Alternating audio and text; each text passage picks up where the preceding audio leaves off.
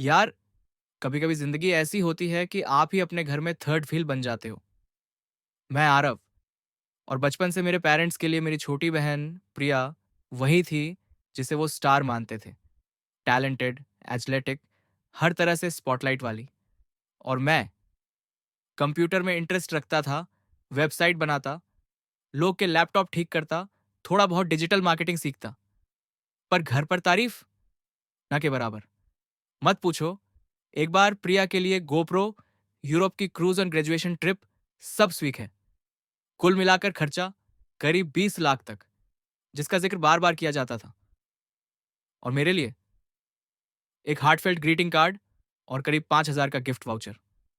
माँ कहती, आरव तू तो इतनी इंडिपेंडेंट है, तू खुद कर लेगा। यानी असल में हमने तुम्हें महत्व ही नहीं दिया। मैंने कॉलेज के लिए फीस मांगा तो बताया गया, या तो लोन लो या फिर न जाओ। मैंने लोन नहीं लिया क्योंकि मुझे पता था कोई कोसाइन नहीं करेगा। तो मैंने ठान लिया, खुद बनाकर दिखाऊंगा। रातों में वेबसाइट बनाई, एसईओ सीखा, पड़ोसियों के लैपटॉप ठीक किए, छोटे बड़े क्लाइंट्स के लिए सोशल मीडिया संभाला। पैसों की बचत, कोई आउटडोर दिखावा नहीं, कोई महंगी गाड़ियां नहीं। रस्टेड कार, सस्ती फ्लैट, और हर रुपया सेव किया। 26 की उम्र में मेरी पहली डुप्लेक्स खरीद ली। 28 पर मेरे पास 5 प्रॉपर्टी थी।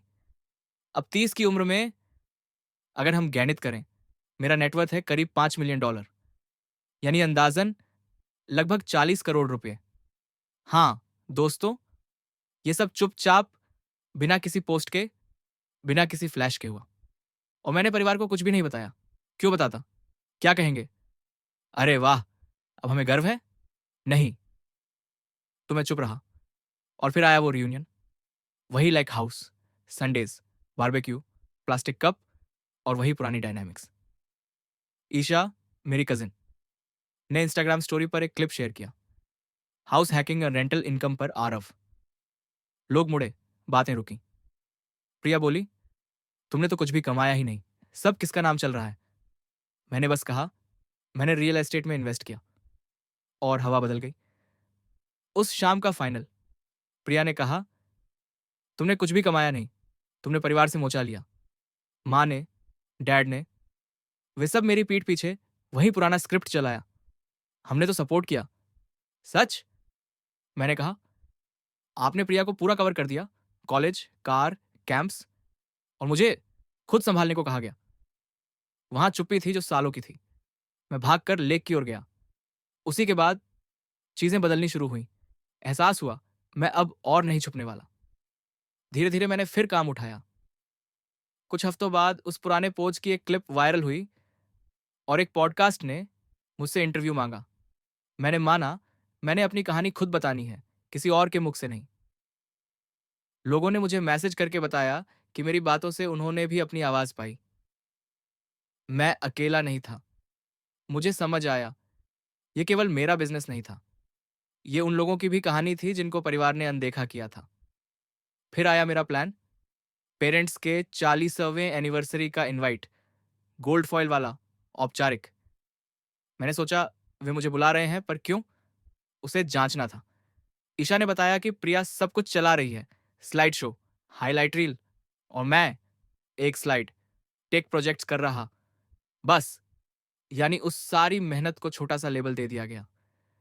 मैं तैयार हुआ, मैं गया, लेकिन इस बार मैं अदृश्य बनकर नहीं आया।